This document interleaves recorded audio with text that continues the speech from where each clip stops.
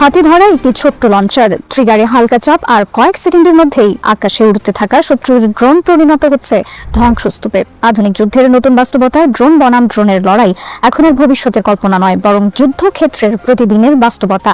আর সেই বাস্তবতায় এবার নতুন অধ্যায় যোগ করেছে রাশিয়া। ইউক্রেন যুদ্ধের শুরু থেকেই তুলনামূলক কম খরচের কিন্তু অত্যন্ত কার্যকর আত্মঘাতী ড্রোনের হামলায় চাপে রয়েছে মস্কো। সীমান্তবর্তী অঞ্চল থেকে শুরু করে সামরিক ঘাঁটি, জ্বালানি স্থাপনা এবং গুরুত্বপূর্ণ অবকাঠামো পর্যন্ত বারবার এসব ড্রোন হামলার লক্ষ্যবস্তু হয়েছে। ফলে শুধু আক্রমণাত্মক অস্ত্র নয়, প্রতিরক্ষামূলক ড্রোন প্রযুক্তির উন্নয়নও এখন রাশিয়ার অন্যতম অগ্রাধিকার হয়ে উঠেছে। এই প্রেক্ষাপটে রুশ ডেভেলপাররা উন্মোচন করেছেন নতুন ইন্টারসেপ্টর ড্রোন ইয়লকা। রাশিয়ার দাবি অনুযায়ী এই ড্রোন ঘন্টায় প্রায় 230 কিলোমিটার গতিতে উড়তে পারে এবং কয়েক কিলোমিটার দূরে অবস্থান করা শত্রুপক্ষের ড্রোনকে আকাশেই ধ্বংস করতে সক্ষম।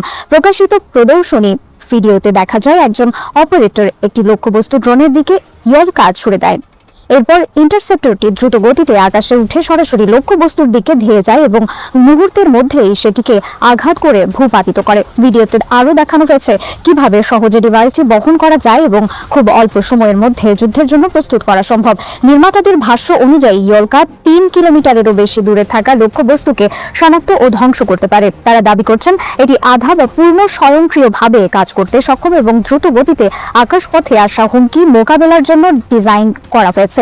রাশিয়ার পক্ষ থেকে বলা হচ্ছে এই প্রযুক্তি শুধু যুদ্ধক্ষেত্রের জন্য নয়, বিদ্যুৎ কেন্দ্র, শিল্প কারখানা, যোগাযোগ অবকাঠামো এবং অন্যান্য গুরুত্বপূর্ণ স্থাপনা সুরক্ষার লক্ষ্যেও তৈরি করা হয়েছে। ডেভেলপারদের দাবি সীমান্তবর্তী কিছু এলাকায় এবং ইউক্রেন যুদ্ধের বিভিন্ন ফ্রন্টে ইতোমধ্যেই এই প্রযুক্তির ব্যবহার শুরু হয়েছে।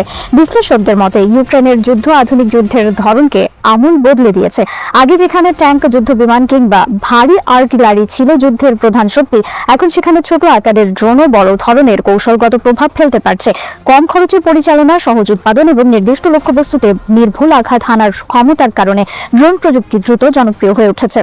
ফলে বর্তমানে শুধু ড্রোন তৈরির প্রতিযোগিতা নয়, ড্রোন প্রতিরোধ ও ধ্বংসের প্রযুক্তি নিয়েও বিশ্বজুড়ে শুরু হয়েছে নতুন অস্ত্র প্রতিযোগিতা। একদিকে আক্রমণাত্মক ড্রোনের সক্ষমতা বাড়ানো হচ্ছে, অন্যদিকে সেগুলোকে দ্রুত শনাক্ত ও ধ্বংস করার জন্য তৈরি হচ্ছে নতুন নতুন ইন্টারসেপ্টর সিস্টেম। রাশিয়ার ইয়লকা সেই বৈশ্বিক প্রতিযোগিতারই নতুন সংযোজন। এটি যুদ্ধক্ষেত্রে কতটা কার্যকর প্রমাণিত হবে তা সময়ই বলে দেবে। তবে একটি বিষয় স্পষ্ট, আধুনিক যুদ্ধের ভবিষ্যৎ এখন শুধু আকাশে উড়ন্ত ড্রোনের নয়, সেই ড্রোন শিকারী ড্রোনগুলোর হাতেও ক্রমশ নির্ভরশীল হয়ে উঠছে।